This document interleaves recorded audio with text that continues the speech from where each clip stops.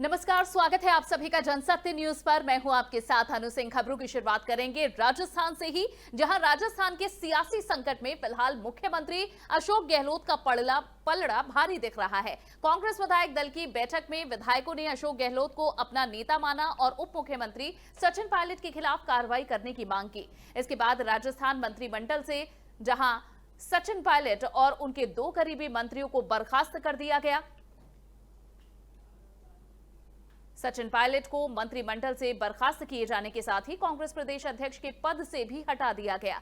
उनकी जगह अब शिक्षा मंत्री गोविंद सिंह डोटासरा को प्रदेश अध्यक्ष बनाया गया है। सचिन पायलट के अलावा विश्वेंद्र सिंह और रमेश मीणा को मंत्रिमंडल से बर्खास्त किया गया। कांग्रेस प्रवक्ता रणदीप सुरजेवाला ने सचिन पायलट को प्रदेश अध्यक्ष के साथ ही मंत्री पद से हटाए जाने का भी ऐलान किया है। सुरजेवाला ने कहा कि पायलट के साथ ही विश्वेंद्र सिंह और रमेश मीणा को भी मंत्री पद से हटाया जा रहा है। सुरजेवाला ने कहा कि कांग्रेस विधायक पायलट के खिलाफ कार्रवाई करने की मांग कर रहे थे। सुरजेवाला ने भाजपा पर बहुमत की सरकार को अस्थिर करने के लिए धनबल का प्रयोग करने की साजिश रचने का भी आरोप लगाया है। उन्होंने कहा कि भाजपा के इस जाल में सचिन पायलट के साथ कुछ और कांग्रेस के विधायक भी उलझ गए। 2 दिन से जयपुर में डेरा डाले कांग्रेस प्रवक्ता ने कहा है कि हमने खुले दिल से सचिन पायलट से कहा था कि आप वापस आइए, हम मिल बैठकर सारी समस्याएं सुलझाएंगे। गौरतलब है कि राजस्थान प्रदेश कांग्रेस का अध्यक्ष रहते हुए भी अपनी ही सरकार के खिलाफ बगावत का झंडा बुलंद करने वाले सचिन पायलट टोंक विधानसभा क्षेत्र से विधायक हैं। वहीं पर्यटन और देवस्थान मंत्री रहे विश्वेंद्र सिंह विधानसभा में देकुम्हेर सीट का प्रतिनिधित्व करते हैं। कहीं भाजपा से ही ये पहले भी भाजपा में रह चुके हैं। विश्वेंद्र सिंह और इनकी गिनती अशोक गहलोत के विरोधी नेताओं के तौर पर होती है। इसके अलावा गहलोत मंत्रिमंडल से हटाए गए रमेश मीणा, जो कि खाद्य और नागरिक आपूर्ति विभाग के मंत्री थे। रमेश मीणा सपोटरा विधानसभा से 3 बार के विधायक हैं।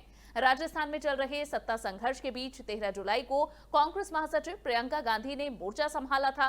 प्रियंका गांधी ने सचिन पायलट और अशोक गहलोत दोनों ही नेताओं से बात कर इस संकट को खत्म करने की कोशिश की थी, लेकिन प्रियंका गांधी भी सुलह करा पाने में असफल रही। सचिन पायलट का खेमा सत्ता के नेतृत्व परिवर्तन की मांग पर अड़ा हुआ है। जहां आपको बता दें कि राजस्थान विधानसभा चुनाव के समय सचिन पायलट ही राजस्थान कांग्रेस के अध्यक्ष थे और पायलट ने अग्रिम मोर्चे से पार्टी के प्रचार अभियान का नेतृत्व किया था। कांग्रेस ने पायलट के नेतृत्व में भाजपा को हराया था और कांग्रेस की जीत में सचिन पायलट की आक्रामक चुनावी रणनीति और उनके नेतृत्व की भी काफी तारीफ हुई थी। राजस्थान में बागी सचिन पायलट को उप मुख्यमंत्री पद से हटाने के बाद मुख्यमंत्री अशोक गहलोत पहली बार मीडिया के सामने आए। अशोक गहलोत ने कहा कि बीजेपी की ओर से लगातार सरकार को कमजोर करने की कोशिश हो रही थी, जिन पर एक्शन लिया गया है और वो लगातार आ बैल मुझे मार के रवैये के साथ काम कर रहे थे। मुख्यमंत्री अशोक गहलोत ने मंगलवार को राज्यपाल से मुलाकात की। इस दौरान मंत्रिमंडल में बदलाव की जानकारी दी। यहां मीडिया से बात करते हुए अशोक गहलोत ने कहा कि बीजेपी की ओर से पैसे और एजेंसियों के दम पर सरकारों को कमजोर किया जा रहा है। पहले मध्य प्रदेश में किया गया, अब राजस्थान में किया गया है।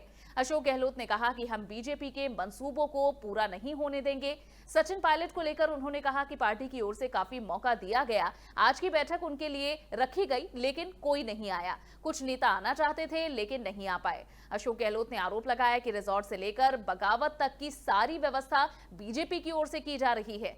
अशोक गहलोत ने कहा कि जनता ने हमारा साथ दिया, लेकिन बीजेपी इसे स्वीकार नहीं कर पाई। जिन पर एक्शन लिया गया उस पर हमें खुशी नहीं है। मैंने उनकी कोई शिकायत नहीं की, लेकिन उनका रवैया ऐसा ही रहा है।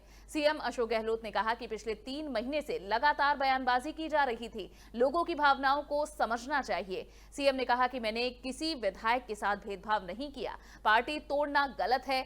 कोई कह रहा है कि नई पार्टी बनाएंगे। हमारे साथ 122 लोग हैं और 107 कांग्रेस के हैं। अब फ्लोर टेस्ट की मांग की जा रही है। सीएम ने कहा कि आप फ्लोर टेस्ट की मांग कर रहे हो, इसका मतलब बीजेपी के समर्थन से सरकार गिराना चाहते हो।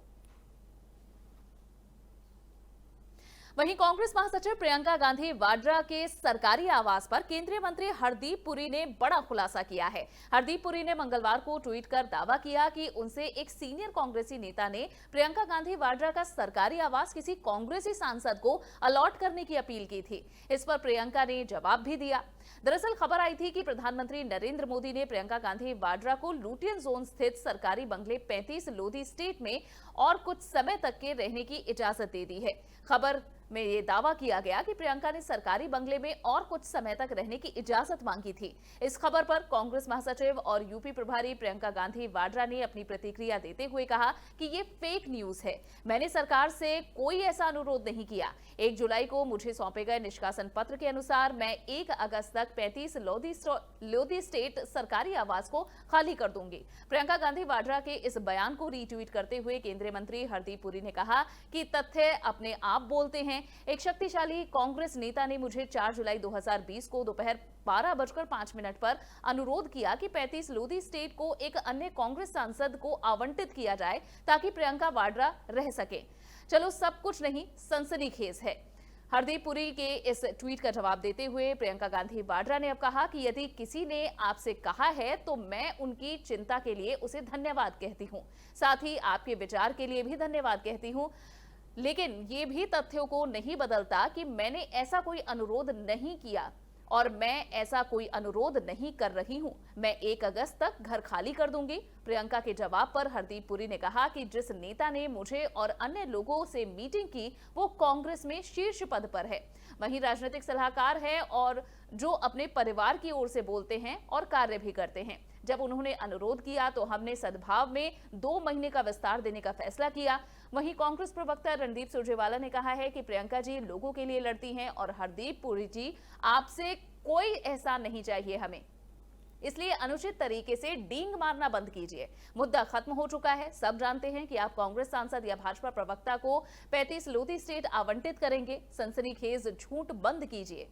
गौरतलब है कि सरकार ने प्रियंका गांधी वाड्रा को लुटियन जोन का स्थित बंगला खाली करने को कहा था। प्रियंका को यह बंगला 1 अगस्त तक खाली करना है। एसपीजी सुरक्षा हटने के चलते बंगला खाली करना होगा। इस बाबत उन्हें नोटिस जारी कर दिया गया है। दिल्ली का बंगला वापस लिए जाने के बाद प्रियंका गांधी का नया ठिकाना लखनऊ होगा।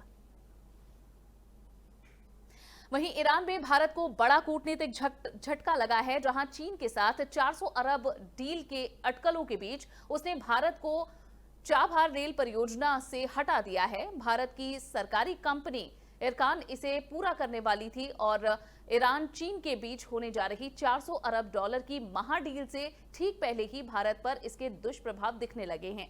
ईरान ने भारत को चाबहार रेल परियोजना से बाहर कर दिया है। ईरान ने कहा है कि समझौते के 4 साल बीत जाने के बाद भी भारत इस परियोजना के लिए फंड नहीं दे रहा है, इसलिए अब वो खुद ही चाबहार रेल परियोजना को पूरा करेगा। इस रेलवे लाइन को अफगानिस्तान के जरान